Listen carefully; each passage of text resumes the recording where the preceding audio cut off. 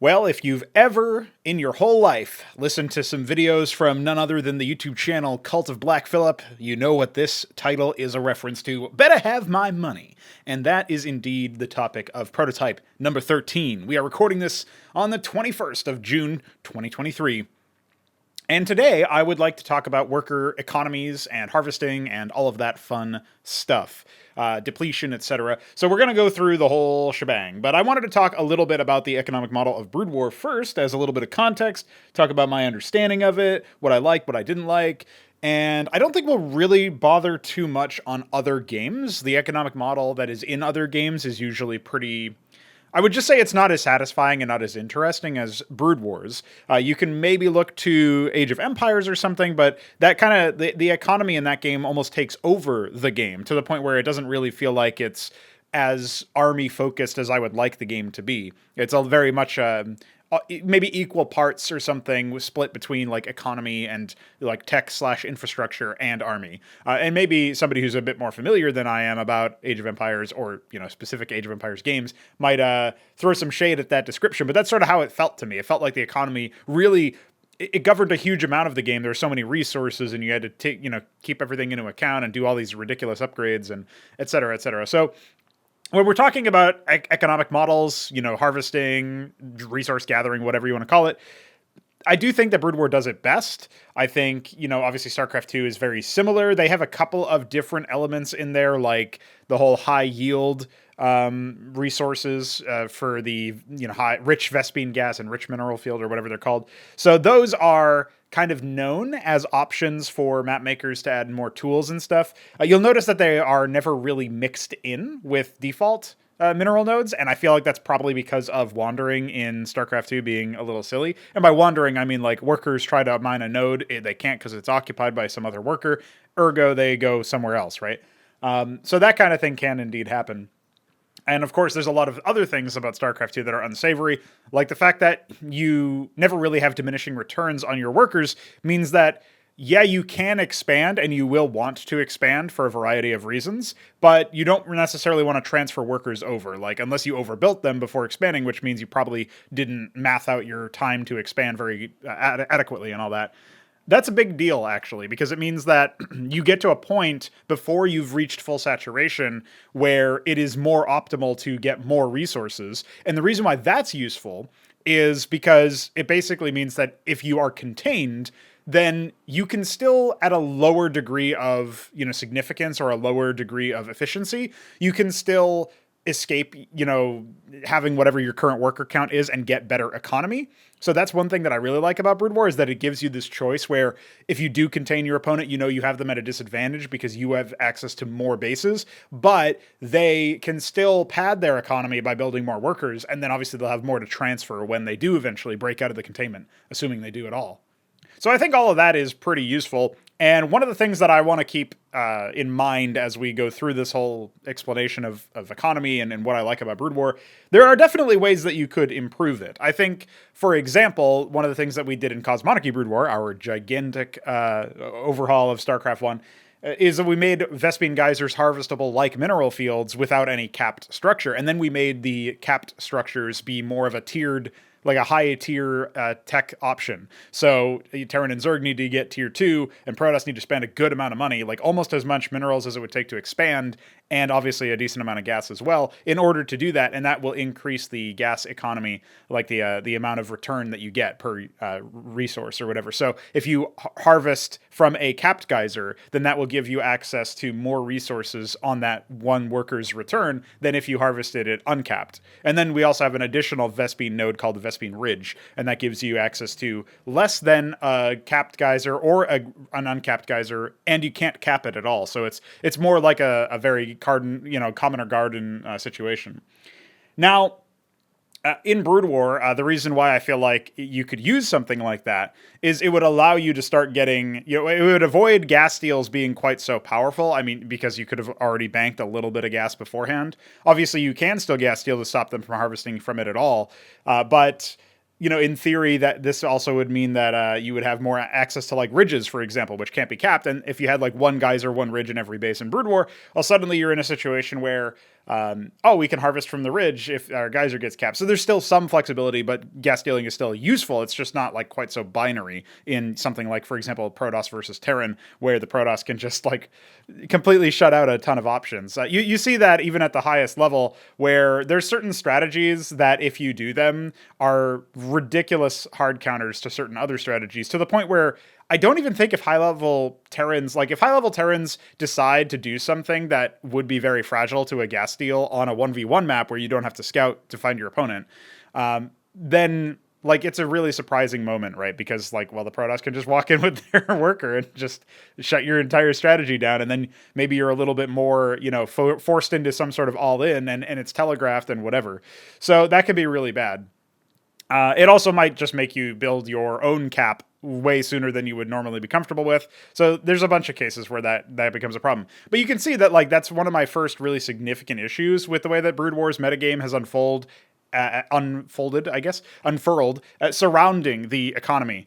And that's something that's very specific. That's something that's almost like kind of niche. You know what I mean? It doesn't happen in every game. It doesn't even happen in every 1v1 between Protoss and Terran at the high level, although it's pretty powerful still. But that's a case where it's like, okay, well, you've probably got enough of the basic fundamentals down that we at least have these things resolved. Now, there is the big elephant in the room, which is worker decollision, workers not colliding with each other at all. That is really bad for obvious reasons, right? It means that for AoE effects, like any sort of psionic storm, for example, or any sort of splash damage, are going to have way more power when targeting workers because there's more of them in one area. So that's going to contribute to games being very volatile, and Brood War, even at the highest level, or perhaps especially at the highest level, is incredibly volatile.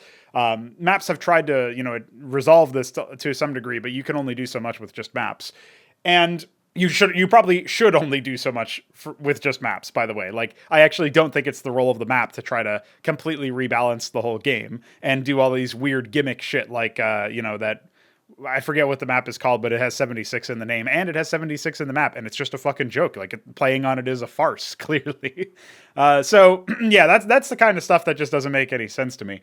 But anyway, that tangent aside, when we're thinking about how, stacked workers actually results in, like, what stacked workers results in, it means that it's just like stacked air units, right? Like, ideally we would have pathing for air units because then they wouldn't stack up as much. Then you could actually balance them around being more like a conventional ground unit, except for the fact that like the primary advantage they get is that they ignore terrain. And so like that would just be better because you wouldn't have to worry about AoE scaling potentially infinitely with regards to workers and air units.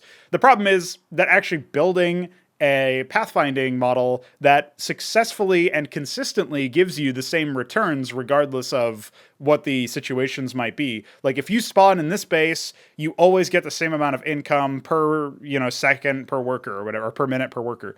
And like, that is important. But you can't necessarily guarantee that would happen if the workers are going to constantly get in their way. So like one of the examples from our forthcoming game that is codenamed Pangea, we're actually not sure if we're going to be able to get workers with actual collision during harvests. And if we don't, then we're not going to sweat it too much because it is our first game, and we're more concerned with just sort of laying the groundwork and building out stuff that's actually good to play. Even if it's an incomplete step towards what we believe the future to be. But one of the things that we were initially thinking of, because right now we do have worker collision while harvesting, is, well, maybe we'll split up the resources. So like the resource nodes will be much farther apart, but you can harvest them simultaneously, which means if you can like theoretically surround a single node with many workers and harvest with all of those workers at the same time. And that would essentially be fine because of the fact that you do indeed like on fastest maps, it looks like you don't have any. It's just because there's a million stacked mineral nodes, but by default you actually can't do that. So that's one example where I think it's pretty clear that that's one of the limitations of, workers don't have collision. And we would also be able to get rid of the whole minimum enforced distance of town centers being placed near resources, because we feel like instead of doing that, it should be A, the player's choice, and B, the mapper's choice as to where is a minimum viable distance, right? And so you would be able to place like unbuildable tiles and stuff if you wanted specifically to like coax the player into a certain area. But in general, and maybe that makes it a little bit too free form. Like, one of the things that is kind of useful about the minimum viable distance is that you just don't have to worry as much about like what works and what doesn't.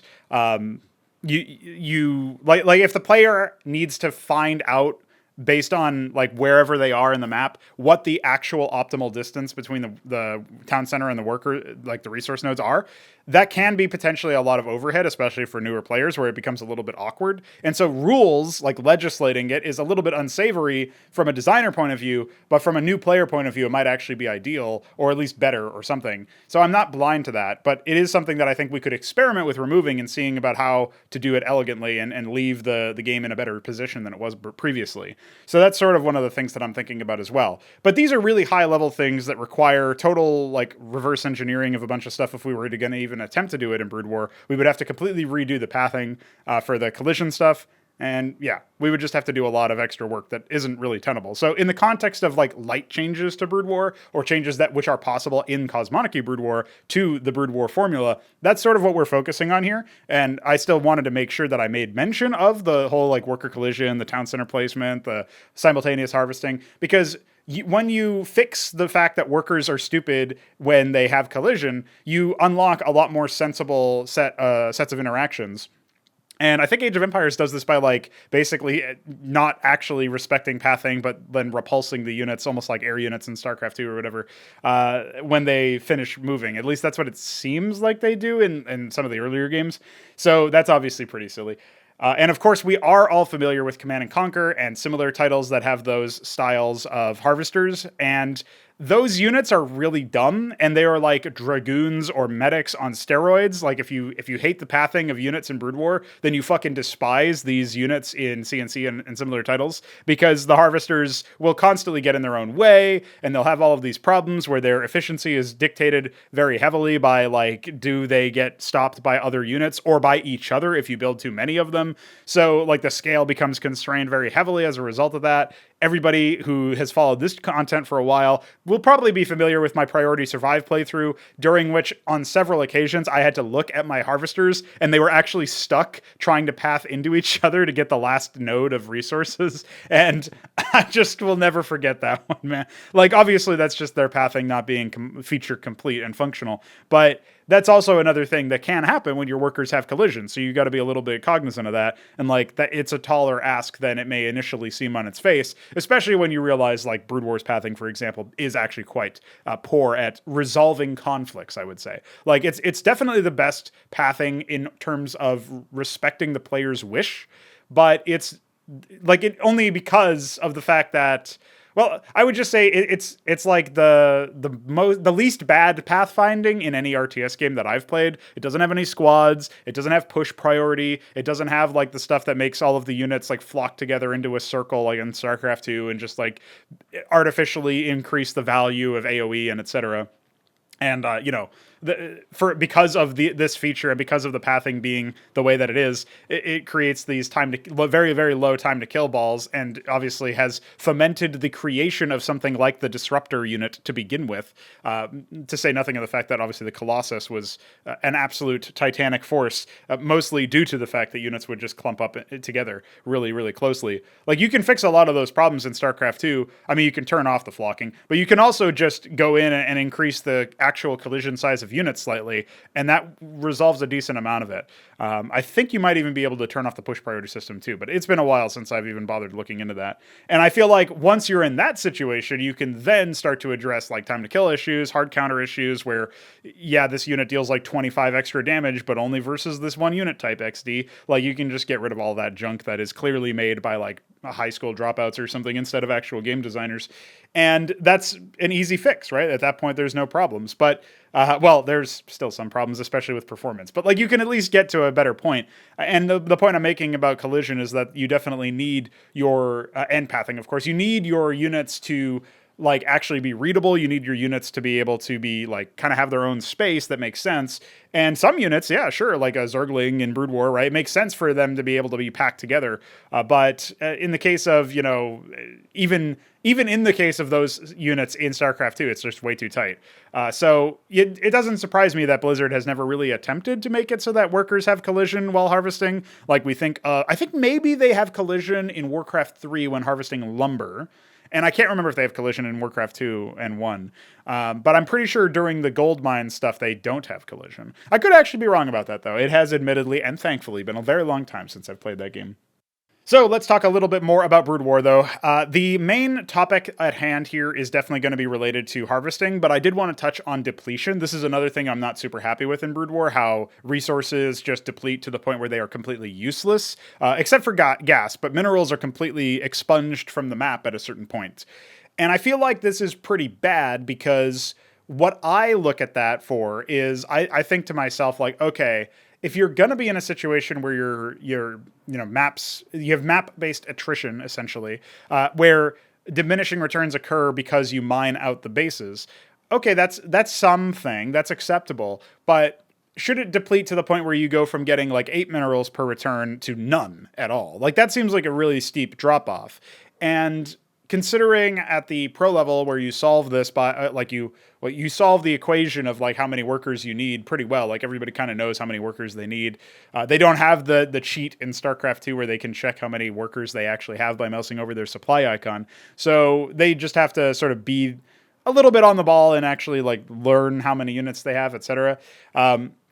So that's like one thing. But the other thing is, you will harvest out all of your resources at pretty even intervals. So you will oftentimes go from however much one base of income is worth per minute to none at all within about a minute of time. Usually that's how it ends up working out. So that's pretty rough for like a gigantic swing in favor of like one player's economy if they mine out slower or if they have more bases or whatever.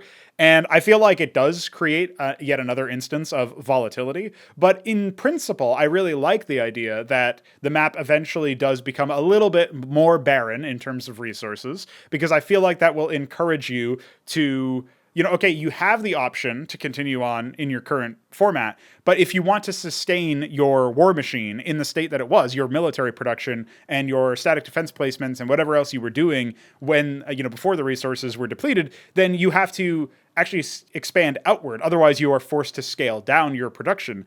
I think if you scale down the income instead of completely removing it, that would be a step in the right direction. And so that's what we are going to be exploring in the future, in the very near future, for Cosmonarchy Brood War. But I'll get into a little bit more of a heavy explanation of all of that later on. I look at the dissatisfying things in Brood War's economic model, and I think, okay, worker pathing, whatever, you can't really fix that. That's kind of out of scope for this conversation. I look at, for example, the fact that resources are gated behind a cap for gas, but it's a really important resource. It feels like you'd have much more flexible and interesting build orders if you could just harvest it at a lower yield without capping the geyser, and it would also fix some of the other more niche instabilities and volatilities between Protoss and Terran, for example, or I guess Protoss from anyone, but for the most part, it's Protoss versus Terran. And that seems like it would just yield to more interesting opening builds in early games.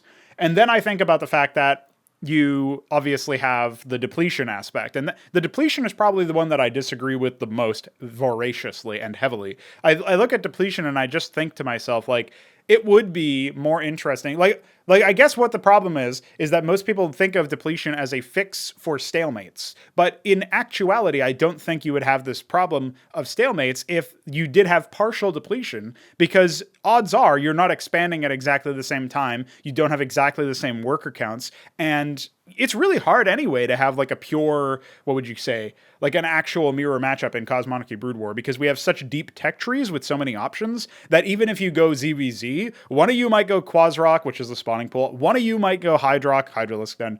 And one of you might go Zorkish Shroud, a new structure. Like, that's just in the early game, right? And then how do you pair the two? Like, are you both really going to go the same exact opener? Even if you do, are you both really going to use the same exact units in the same quantity at the same time as expanding and upgrading your production capacity at the same rate and at the same time? That seems really unlikely. We're not at the point where the game state has been solved in that sense by any means. We're nowhere close. And all of the players who currently play Cosmonarchy Brood War are a little bit lower on the skill floor anyway, or the skill ladder, I guess you would say. So when you're in that situation, it feels like, yeah, there's absolutely no shot you can even have an actual mirror matchup where players play the exact same strategies. And that's good, and maybe that's actually not even true if we were to get it solved. Like, maybe people would find some very specific imbalance or whatever, but, that's why we're maintaining it anyway. And either way, it just gives you this opportunity where even if you do have the partial depletion instead of the complete depletion, then you still have this, again, this focus on like, I need to maintain my, army production, because otherwise I might fall behind to the point where I'll lose the game or be in jeopardy of losing the game. Ergo, I'm going to expand because my money is starting to run out. And if that ends up happening, then, okay, my money ran out and I haven't yet been able to successfully expand because my opponent's containing me or whatever. Now I'm going to have to choose much more wisely what I spend my money on, because I have like maybe half the economy that I used to have from this one base.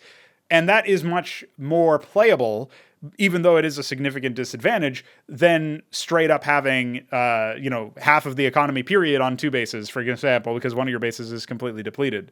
So that to me feels like a better solution, and I don't actually believe that stalemates would have occurred even in the stock Brood War situation, right? I feel like if you didn't have complete depletion, you would just have slightly bigger armies than, the late games. Or I guess it's not really slightly, because going from 0 to half, 0% economy to 50% economy is an increase of like infinite, because 0 is 0. So you would have very much larger, like it would be a big impact is what I'm getting at. But I don't think it would, create these stalemates where the game goes on forever, because now for all players, assuming the whole map is mined out or whatever, there's a couple of things that happen. The first thing is, if you assume that the bases never die and the workers never die, then you're in a situation where the map continues to be, harvested from. One of the problems for Brood War is that they have a supply limit, and that they have supply at all, but that's obviously been covered in a separate podcast episode of this show.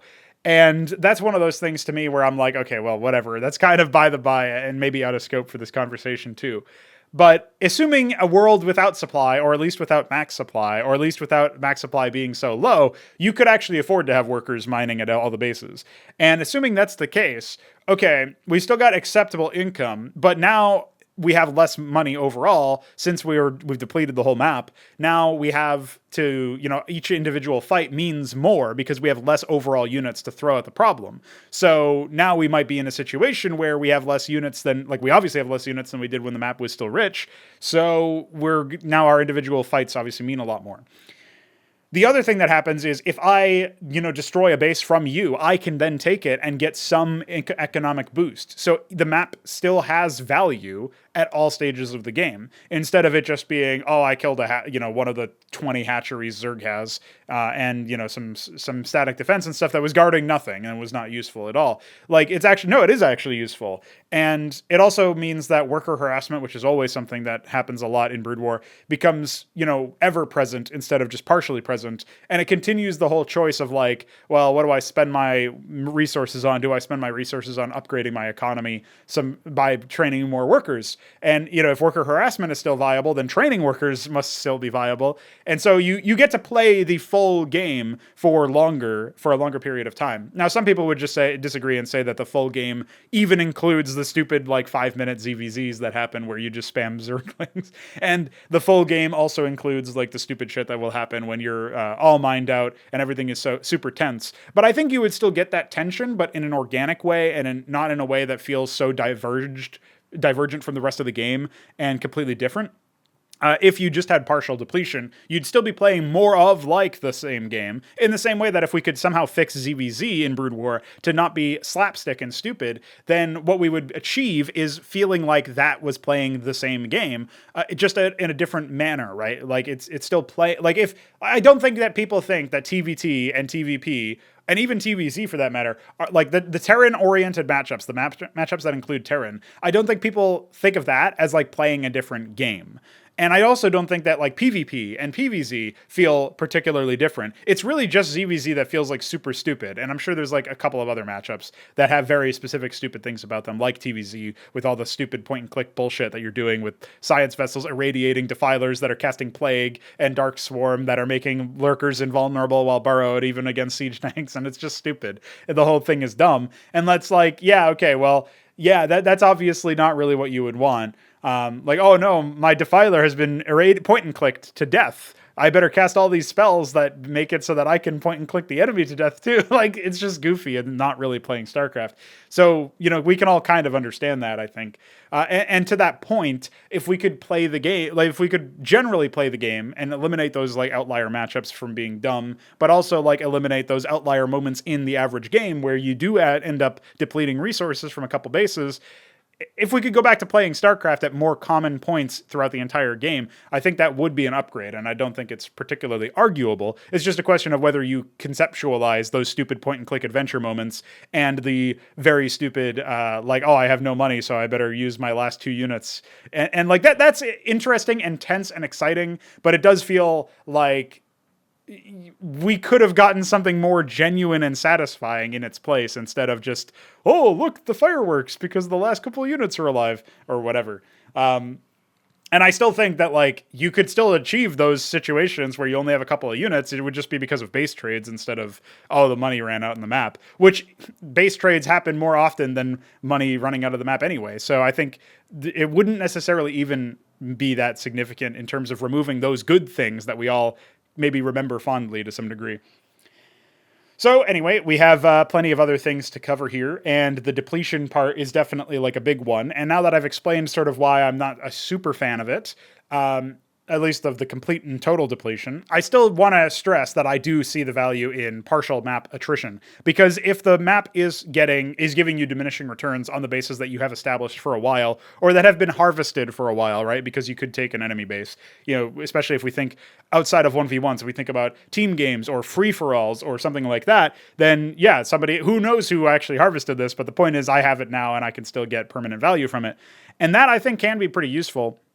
It's just a question of whether or not the value within the whole product or whatever is still there. Like, can I actually successfully hold this? Is it worth the, like, a heavy defense force or whatever? If it's depleted, maybe not. If it's near depletion, also maybe not. But it also is going to depend on a lot of other factors. Now, in Cosmonic Brood War, we have experimented a lot with trying to improve the Brood War model, and not all of them have been actual improvements. I would say our worker wandering changes were very underwhelming very recently. Well, I guess until very recently, where the workers were... Basically, we fixed a lot of the inaccuracies and stupidities about Brood War's default wandering, but that turned into this awkward dance where... we had mineral fields of different yields depending on, what the mapper chose. So you could choose to have your mineral fields have, say, 2 yield, which almost nobody ever used, 4 yield, 6 yield, and 8 yield. And the most common was 8, and then there was 6, and then there was the average mineral field might have like 6 8 yields and 3 6 yields, and then like 1 or 2 4 yields or something like that. And that would be your get up. And so you would have that many minerals per return, depending on which node you targeted, but it was still based on the mining time that we chose. It was still more efficient to harvest, like it was equally efficient to put 2 workers on an 8 yield as it was to put 1 worker on an 8 yield and 1 worker on a 4 yield. You would get the same amount of money, because the way that it worked is that the second worker was half as efficient, which is obviously like 8 and 4, either way you cut it, in terms of total efficiency. So then the harvesting basically just said, all right, I'm always going to go look for a better, like for an unoccupied patch. I'm never going to stay unless there's no unoccupied patch. And that led to this weird situation where you would think maybe you have the right idea for like tasking your workers on stuff, and then maybe they just kind of disobey you. And then there were some bugs that we recently fixed as well that further exacerbated that issue. But the end of the day is it really wasn't that satisfying. It really wasn't that interesting to watch that. And then it did preserve the idea that you should transfer your workers when you expand a new base, because if you ever have more than 1 worker on a patch, your second worker is not as efficient, right? It's half as efficient. So if you have 12 mineral fields and 24 workers, you should take 12 of your workers and put them onto the other base, right? But if you had less than that perfect number or whatever, then you're in a situation where you might be pulling workers away and then have less workers than there are mineral nodes at the main base that you transferred from. And as a result, you'd be left with a less than optimal situation where you have to then like spend all of this time and APM fixing your worker assignment to ignore the low yields and instead have the high yields be prioritized and stuff. So it just basically was really inconsistent and dense too. Like even trying to explain why it was bad is kind of difficult if you don't know what I'm talking about or if you haven't experienced it yourself. And that to me is like the hallmark of it being stupid, is that I can't even really easily articulate the system in general, let alone like, what it is. I've said before on this topic that I would really like to be able to just explain in like one sentence what the economic model is.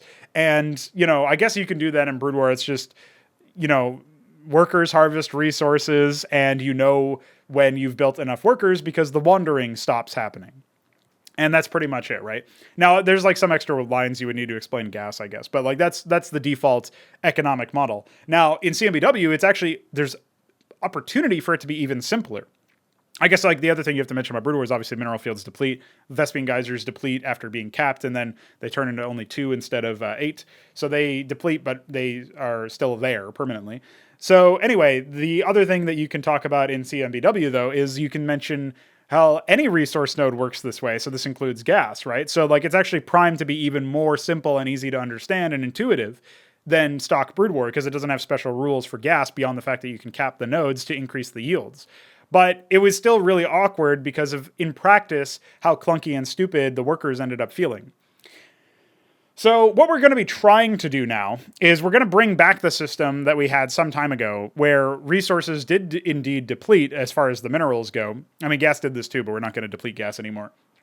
And we're only going to be depleting minerals, which is actually going to be kind of interesting because that means that the late game units that cost more gas than minerals, or even gas and minerals, that are initially prohibitive because of your low gas count, as you cap your geysers with higher tier caps and generally augment your gas income, that stuff doesn't ever deplete. Ergo, you're actually going to get into a situation towards the end of the game where your limiting factor is more minerals. And, that could be kind of interesting, but it could also be a situation where like suddenly you have more high power units and not as much fodder. And what does that do to to turn in these sort of compositions against each other? And like, how does that result in something different, right? And is there something that you can use to your advantage as a result of that change in tempo and in availability? I think that's interesting to explore anyway. Maybe we'll find out that we should also deplete gas, and it's not very satisfying in practice to have there be a discrepancy between the two.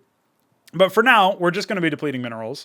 And the minerals will simply deplete like normal, like they did way back, except for in stock Brood War terms, instead of disappearing, they are pushed into a no collision option, so your workers and other units can walk over them, and they provide you with half as many minerals. So the default mineral return rate is now 4, and the depleted mineral return rate is thus 2. So our mining time is much shorter than it used to be, and that means that essentially what we're looking at is 2.5 workers per patch, which is something analogous to how it was originally. Now, this does mean that you need to get to the point where you have 2.5 workers or 3 workers or whatever, somewhere close to that per patch in order for diminishing returns on the workers to kick in. Because essentially, on most cases, when you have 2 workers on one patch, both of them are operating at full efficiency, which means you don't have, because of the wandering being fixed, essentially, you don't have nearly as many stupid issues where just by virtue of throwing a couple workers at this base, like the wandering makes them less efficient. And we fixed a lot of other things about workers. Like we made their pathing more like, conventional ground units where they don't accelerate anymore. So you don't have this stupid problem where they reach this top speed in between the movement. They slow down when they start harvesting. Then they speed up slowly when they leave the harvesting, slow down when they reach the town center to return the resource, and then speed up slightly when they go back to the node. So you get the idea. It's a lot cleaner and more consistent. But this turns this situation into, okay, now I need to like really heavily saturate my worker line before it's considered, unoptimal to do so. Therefore, transferring workers may be a bit more rare, maybe a little bit, depending on like how many workers you've actually built, or, maybe it's more like a thing that you only do when you've been contained for a while, but you've continued to produce workers. Like these are things that we have to feel out and see if they're actually good. I still think that expanding itself is very valuable, though. It does still give you access to more resources, similar to in StarCraft 2. It also will increase your worker production queues, and there are ways to get parallel production queues as well. You can do the Quarry add-on for the Ministry, which is our term for the Command Center, and that will give you an extra Mason, our term for the SCV, production queue. Beyond that, you also have for Protoss, you can build an embassy, which is our term for the forge, which is no longer an upgrade structure, but instead produces some of the autonomous drone units like the shuttle and the witness, well, the envoy, which is our term for the shuttle, and the witness, which is our term for the observer. And then indeed the scribe, our term for the probe. I almost forgot the name of it. And then you look into that and you're like, okay, well, now I can produce these, parallel production queues. Obviously, like Zerg can just get more larvae, and they can do so with the Larvos colony or the Hatcherosk. So there's a couple of different options for them. And then beyond all of that, you get to see all of these different ways that you can increase your production queues. That means that, you are going to be incentivized then to produce and get more expansions, because even if you are still building workers at your main and saturating them, you can then start to build workers at your natural or whatever your other bases are and saturate them from there. And when indeed your other bases are saturated, you can still pull workers, or you can, choose to so basically what I'm getting at is maybe you don't transfer workers from the main to the natural nearly as often, but you might transfer your workers from main to third, or, main to natural and natural to third, if you want to do that like easy Maynard move or whatever, where it's just, quicker for the transferred workers to get into action. Stuff like that can indeed happen. And I still think that will be preserved. It'll just be offloaded a little bit further back. It also really depends on how common an early expansion is even going to be. I think it'll be a little bit more common now than it used to be. A little bit more possible and meta. Beyond that, we of course have the couple of the other changes that we were making is making it so that somewhat recently, and we're not changing this immediately. Somewhat recently, we made it so that workers were more durable, so that they were less likely to get owned by, for example, Splash and etc. Since they still stack, of course.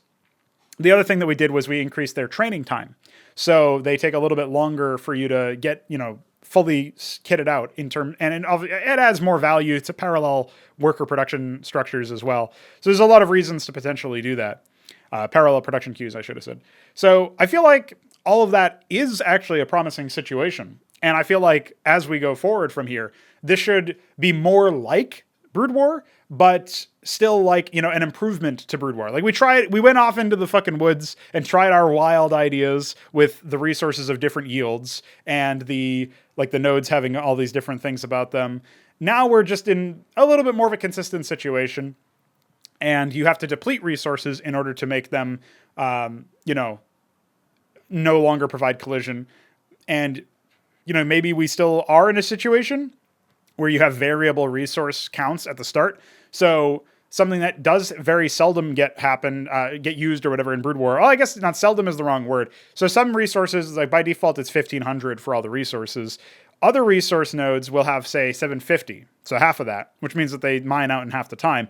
We can do that in CMBW, and it just means that some resource nodes will deplete faster than others. I think this doesn't happen anymore or as often anymore, but there was even a case where some of your naturals in melee maps or ladder maps would have one resource node that was 750 out of 1500, and all the rest were max, 1500, the default. I don't know if that still happens or what's the deal with that, but maybe somebody who's a bit more familiar with the Brood War maps can chime in and tell me if that still happens. Because I remember thinking, oh, that's kind of interesting. I wonder what the significance of that is. Presumably it just means that you get a bigger spike initially and then it fades out a little bit sooner. So something similar to that would indeed occur. It's just that, that's the other thing is you might want to transfer your workers to a new fresh base if your existing one is depleted. So that would be another obvious case where worker transfers would occur. Forgot to mention that earlier. I guess it was just too obvious. And so, yeah, I think we're kind of in that state where we just need to see how this progresses, right? The gas yields need to be figured out as well. I was thinking we're probably going to do, 2 from the ridge, 3 or 4 from the geyser itself. And then when you cap it, you will increase it. Veek was suggesting by 1.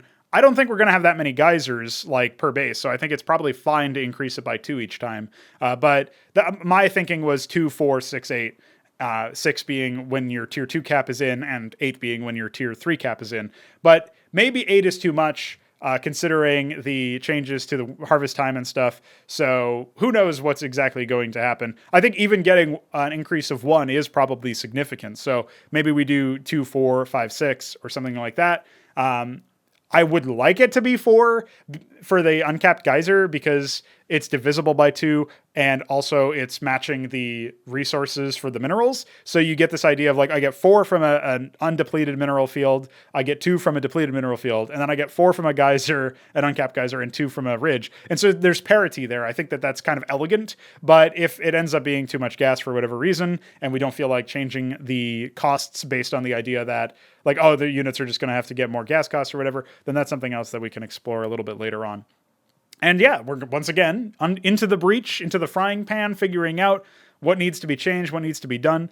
There's plenty more to come from this particular topic, but it's an important one, and it's one that we've been sort of grappling with somewhat recently, just because we're not really big fans of how the previous rework had turned out. It doesn't seem like too many other people were, for that matter, either. But beyond the gas changes, everybody seems to be appreciative of those. And so we are going to be maintaining, relatively speaking, the same resource ratios for once you're fully saturated. But now it'll take a little bit more time to get fully saturated.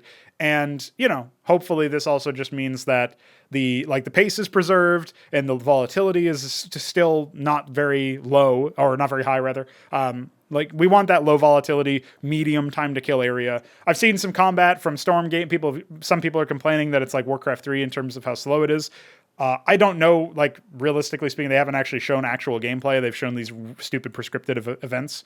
And it does seem a little bit slow, but it's too early to call. We want to avoid getting too slow. We don't want to be like Warcraft 3, but we also don't want to be like StarCraft 2, or even like Brood War for that matter, because we do feel like the time to kill for a lot of cases is too low. I mean, Brood War is a little bit more nuanced, significantly more nuanced than StarCraft 2 in that department, but generally speaking, we feel like if the battles take a little bit longer, then you can have more interesting things happen in them. And of course, it does mean that player skill, you worry about compressing the distance between the floor and the ceiling too high or too heavily when it comes to changing how long battles take. But I think that this is an acceptable situation to do that in. I don't think that it's going to be too significant. I think high skill players will just have more time with which to prove their prowess, right? And they have to prove their skill for longer in these battles, right? And so I think that's actually more interesting in some ways, but that's a hypothesis that still needs to be proven. So we've been a little bit all over the place here for this episode, but obviously the central topic being about harvesting and resources and all this other stuff. Hopefully I've covered everything easily enough for y'all to comprehend the vision that we're heading towards, with this idea that the workers are not going to be requiring as much micromanagement, but instead you're going to be more compelled to set up your economy in ways that benefit you and your playstyle and your build order and your strategy. And beyond that, we should hopefully also still preserve the whole idea of wanting you to expand, having all of these maps, having all of these expansions in these maps, and then giving you the opportunity as well to, because we don't have supply, unlike Brood War, yeah, you can just gun it and build a lot of workers and preserve them. And because they're a little bit more durable than Brood War workers, you can indeed survive some of these raids with, a little bit more, I would say a little bit fewer losses is one way to put it. So, and also you can just build apostles and reclaim them. So imagine just having your zombified Mason line while the apostle stands watch over them to keep them alive. That's an interesting and compelling use of game mechanics, or whatever the fucking guys said at Blizzard, where they hate actual innovation from their players.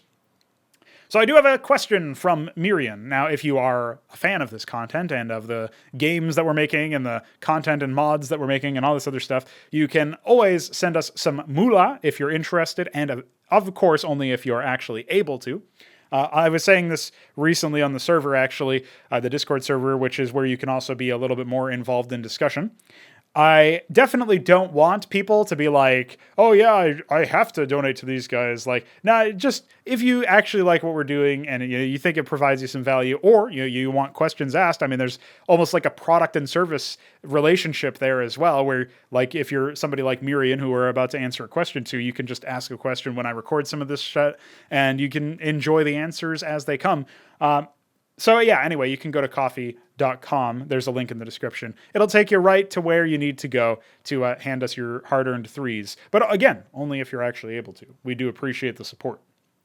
So Myrian asks, what do you consider to be too much worker automation? And worker automation is a funny topic, because obviously with the video that I recorded on the No Frauds Club YouTube channel, or I edited together, right, there was the design pillar for automation in general. And it specifically used worker automation as an example, where in Immortal, which I almost called Stormgate again because, well, I'll let you do the math on that one. The main thing that I kept noticing is that everybody was talking about how in Brood War or StarCraft 2 or whatever, you just always have to produce more workers. There's never really a choice. Like StarCraft 2, that's obviously inaccurate because you cap out much faster. Obviously, you're expanding all the time, but your bases are also mining out quite a bit, and etc. So like, I don't know how often you're actually always producing workers. Not as frequently, I would say, as in Brood War, although there are some more, like, there's also the max supply issue too. So like, anyway, there's a lot more context necessary to shade in than, yeah, you're always producing workers. But even if we grant that premise, the idea is like, they boil it down to it not being a very interesting or skillful decision. And I think I actually just disagree. I think it is an interesting and skillful decision as far as when you want to build your workers. So like worker automation in the case of anything to do with training the worker, that's bullshit and should not be added, because it basically accepts the idea that, yeah, you should always be training workers. And if you're doing that, if you're accepting that idea, like that's really what automation does, is it's like, we are automating this thing because there is never a reason to not do it. Or like, you know, maybe there's contextual automation somehow where like certain things mean certain other things or whatever. I don't really know what the details would look like for that. But generally speaking, under whatever circumstances there's automation, we are saying there's never a choice to be made other than the choice, the one choice. So therefore we're going to automate. And like, that's what battle reactions are for units, right? It's never really the right choice to sit there and get hit and not respond at all. And so that's why units with no weapon flee, and that's why units that have a weapon retaliate. And like, if there is a right choice for you to sit there and take damage, I would argue you're probably not playing the game very well. Like if you actually do break that equation down and say, well, actually, there is a reason I would want this automation to not be active. I mean, for one, you can hold position and then you can have at it. But for another, like, you know, so sometimes automation handles the common case, you could say, where the common case is I want my units to respond to being attacked. And the uncommon case is I want my units to stand there and take the damage for no reason. And like, again, I'm being a little facetious. Obviously, there is potentially a reason there. However, I look at this and I think to myself, like, yeah, there's a lot of stuff you could be doing with this, though. Like, you certainly could be working through the idea that worker automation is necessary for whatever reason, but we're going to make it not necessary by making the decision tree more interesting about when to build workers. And if you just accept the idea that something needs to be automated, you are accepting the idea that you are incapable of making the decision interesting. Or it's not, you know, it's out of scope and not part of your game or whatever, right? Like, I can make it so that it's interesting to do certain things that are just not really reinforcing the idea of being a commander in an RTS, right? So, yeah, of course, there's some things that I'm obviously going to automate, or I'm going to add tools for productivity, like, you know, queuing commands and stuff. So in the context of worker automation, definitely training them, because if you automate that away, you're basically admitting your game's not that interesting in terms of training workers. You're also in a situation, for example, if you like automate the idea of selecting the ideal idle worker or just any idle worker, I feel like that's a step too far as well, because you're automating the idea of like, I mean, you're making this very big delineation between the worker and other units where the idle workers are obviously not providing you much value because they're just sitting there doing nothing. However, if you just let them sit there and do nothing, I mean, like, that's your choice. That's your mistake. So this is another thing that automation can end up doing, is it can artificially, you know, because it's automatic, even the state between, you know, good players and bad players. And that's assuming that is always the right decision. And for the idle worker case, it probably is always the right decision to give an order to an idle worker. But I don't know. I just feel like that's a skill that I want to test, right? I want to test the skill of, can you pay attention to your army and your worker count and all this other stuff. Now, like, one worker automation or worker related automation is contextual rally, where you rally onto the resource node and it automatically starts harvesting. I'm not sure why this feature doesn't exist in default StarCraft. Like, I don't know what Blizzard's motivation was for it. I always looked at it as, Well, it's kind of a weird mini game to like have to tell your workers to harvest resources. Because again, if automation is handling common cases, sometimes the exceedingly common case is I want my worker to harvest resources. However, I always looked at it as like maybe it's a necessary evil because maybe you won't ever look at your base if you're not doing that. And the other problem is that now with multi-building select, I can throw all of my, town centers onto one command, control group or whatever. And when I issue commands, like especially if we end up getting the selection extender sometime soon, DF was actually working on it recently. Exciting news, but nothing yet definitive. So I haven't really talked too much about it. Like if we extend the selection, then suddenly I don't even need to be limited by 12, by the way. I can just have a million units, like all of my workers constantly like auto rallying and auto mining. I don't actually know if that would be too much or what. Like that's one case where I'm not really sure about. Like ideally, there's other interesting things that we can do for looking at your base, managing your base, building, static defense, adding more production, etc. But with multi-building select combining with the contextual rally, it feels like you probably wouldn't look at your base nearly as much. You would basically be able to optimize for not really looking at your base at all, and managing your base, like base building and stuff, that is an important part of an RTS to me. So, like technically that is handling a common case. That's like seemingly a good thing for automation to do, but the ramifications may be unsavory. So we're not sure about whether or not we're going to include it, and that's why I didn't mention it earlier as like one of the revisions we wanted to do, because while I agree with some people's estimations and formulations, like Vaguda was saying it's kind of a chore or whatever, I think Veek was saying something similar, and it's like, yeah, the common case would definitely say, I want my workers to harvest resources, but there's just a case of like, do we want to remove this legacy feature or like add in a new feature that removes this legacy interaction? And as a result, potentially jeopardize the whole rest of the game. Like, I'm not sure yet. And I don't think we're at that stage where we can comfortably say that or not. I would need to take a couple days and really experiment with it enabled, because it is feasibly possible. Like, it's very technically easy to do as far as I know. And okay, we can do that and see what happens there or whatever. But yeah, it's just something that needs to be done a little bit later on, when I have a little bit more time to sink into it and I can like coordinate with Veek and we can just like play some games together and see like, am I actually looking at my base a lot? Like we can play some 1v1s and some games against AI and stuff and just see how that works. And yeah, maybe it'll end up being fine. But that's one I'm a little bit wary of. So too much worker automation, I would say it just comes down to what are the end stage results? Like what happens when you enable certain features or do certain things? Like if I can just select an idle worker, or I can like issue a build command and the nearest worker to my target automatically does it. Like you're automating selecting a worker, you're automating finding a worker that happens to be idle or is nearby, and then automating selecting them. And then, okay, they follow the order. Like that's two layers of automation in the case of the automatic building thing. I think Stormgate's doing that, but maybe that was Immortal again. I get those two confused a lot. Definitely the whole idle worker thing, that's in many games. And I feel like it's really silly because, we're kind of testing you on whether or not you can pay attention to things. And like, if we wanted this to be a little bit more of a believable military sim, then we would have a very different game on our hands where the units would kind of automatically do their thing. And you would be like building, squad captains of shit, and then they would like automatically move out on attack patterns or scout patterns or something, and then your workers would automatically start harvesting and stuff, and like that would be more of like again, that would be like an RTS meets milsim idea or simulator idea, where you're responsible for making decisions about the like strategic layer, and like acknowledging scout reports and maybe doing diplomatic things and like doing a lot of stuff that's in like UI and consoles, and less so about micromanagement because you expressly would not be allowed to. So that's like a very different game. And that's sort of where you start pushing things towards in a level. If you're like, yeah, workers should automatically start harvesting nearby resources when idle or whatever other silly shit you might come up with.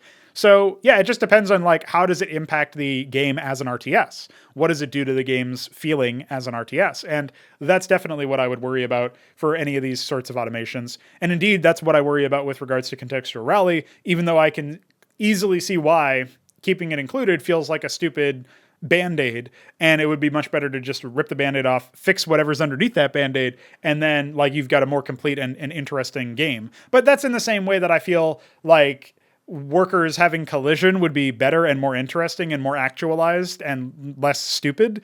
But if, on a technical level, it's actually quite difficult to make it happen in an elegant way that doesn't result in frustrating gameplay, well, we're probably going to do that for Pangea, and we're going to have workers with no collision harvesting. Like, we have to see how the pathfinding works out. But I'm not above our first game having some of these same issues that we've identified in other games. Like, it's still going to be a significant step up than everything else, and we'll have identified, like, we can clearly see, these are problems. Like, we're not ignoring them. We're just not able to resolve them just yet. I think the problem of the whole base building thing is a conceptual one as opposed to a technical one. So if I'm worried that you're not paying too much attention to your base in the context of contextual rally shows up and our workers automatically harvest, like smart rallying or whatever it's called in most people's circles, then we can just identify what needs to be done to make SimCitying and other aspects of base management more interesting, engaging, and compelling, to the point where it doesn't feel like a chore that's tacked on to replace the chore that we just removed, but it instead feels like a natural evolution of the overall game. That's a healthier direction to move towards. That's not where you go if you automate like training workers or whatever. You just make the game less of a game. So that's sort of where I come down on that. I'm not sure it's an easy question to answer more directly or succinctly, but hopefully he got his money's worth there with that answer. And I guess that brings us to the close of the episode. This is the 13th episode of Prototype. I think I have recorded 3 in 4 days or something like that. So we're definitely getting on with the general progress. Maybe it's 4. I don't remember how many. But we've been chugging them along. Getting plenty of stuff done here. I'd like for this to be a little bit more of a regular thing, particularly since I've stopped writing at the Substack. But maybe I should get back on that as well. So I think my next episode will probably be about characters or something like that in an RTS, or maybe some AI-related things. But of course, if there are suggestions or thoughts, put them in the comments below. And as always, I look forward to seeing you guys on the very next episode, and as well as on the battlefields that we have in Cosmonarchy Brood War. So stay tuned, and I'll see you later.